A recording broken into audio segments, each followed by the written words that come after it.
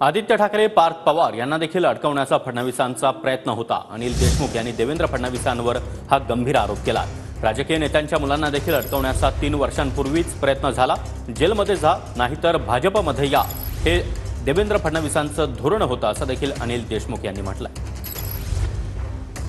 उद्धव ठाकरे यांना खोट्या आरोपामध्ये फसवायचं मी समजू शकतो की राजकीय विरोधक आहे, पण त्यांच्या मुलाला आदित्य 3 वर्षापूर्वी अजितदादा विरोधक त्यांचे होते, तर अजितदादा त्यावेळेस मी समजू शकतो त्यांच्या मुलगा पार्थ म्हणजे कशा पद्धतीनं राजकीय नेत्यांच्या मुलाला सुद्धा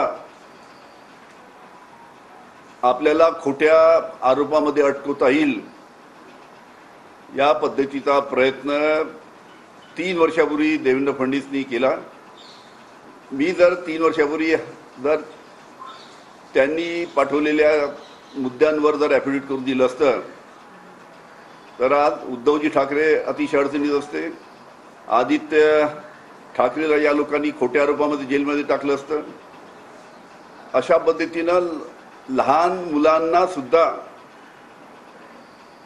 अशा पद्धतीच्या घाणेरड्या राजकारणामध्ये यांनी ओढण्याचा प्रयत्न केला। एक तो जेल में जाओ या बीजेपी में आओ, हेच यांचं धोरण होतं।